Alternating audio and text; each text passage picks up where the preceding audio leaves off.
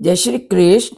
आज हम श्रीमद् भागवत रहस्य के पहले स्कंद का अध्याय नंबर 14 करेंगे। अश्वत्थामा द्वारा द्रौपदी के पुत्रों का मारा जाना और अर्जुन के द्वारा अश्वत्थामा का मान मर्दन। अभी तक हमने यही पढ़ा कि व्यास जी ने भागवत पुराण सुखदेव जी को सुनाई और वो आप कथा सुनाने शुरू कर रहे हैं।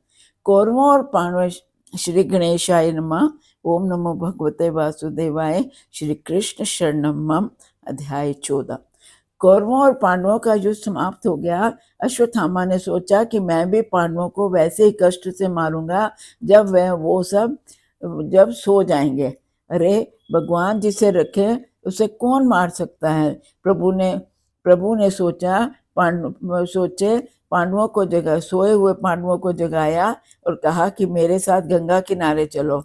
पांडवों को भी श्री कृष्ण पर पूरा विश्वास था। जो द्वारकानाथ कहते थे वैसे ही वो करते थे, कोई आगे से प्रश्न नहीं करते थे। परंतु प्रभु के कहने पर द्रौपदी के पुत्र नहीं गए। वो बालक बुद्धि है ना, वे बोले आपको तो नींद नहीं आती, हमको तो नींद आती है, आपको जाना है तो जाओ। परिणाम ये हुआ कि अश्वत्थामा ने पांडवों की जगह द्रौपदी के पुत्रों को मार दिया।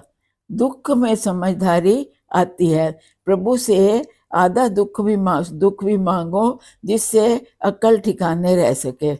जो सब प्रकार के सुखी हो जाता है वह दीन बनकर कभी प्रभु के पास नहीं आता।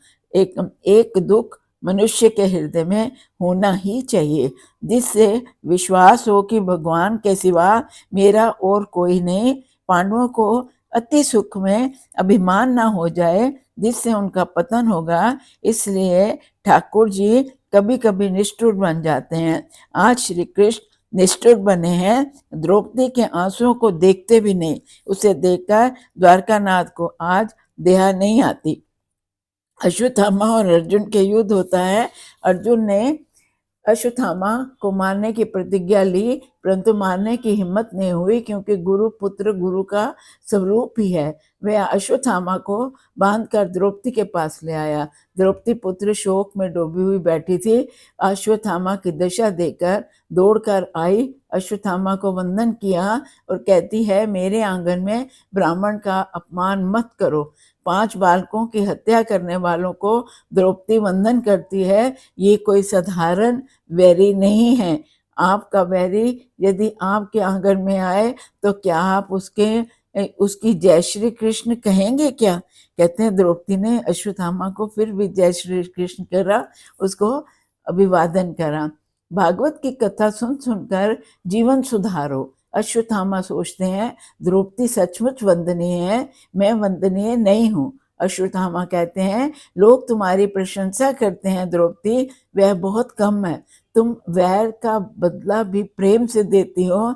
द्रौपदी के गुणों से व्यास जी भी तन्मय बने हैं और कहते हैं कोमल स्वभाव वाले, सुंदर स्वभाव वाले, जिसका स्वभाव अति सुंदर हो वही श्री कृष्ण को प्यारा होता है। कहते हैं द्रौपदी इसीलिए कृष्ण को बहुत प्यारी थी।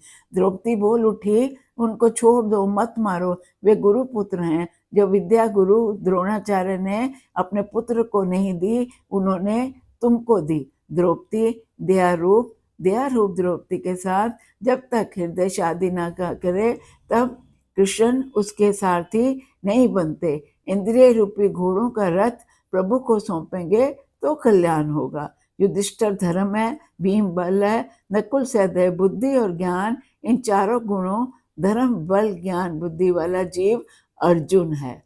ये गुण कब शोभायमान होते हैं? जब द्रौपदी दया उनकी पत्नी बनती है। जीव अर्जुन द्रौपदी दया के साथ विवाह तभी जब धर्म को बड़ा मानता है, अतः परमात्मा सारथी बनता है और धर्म को मानता है।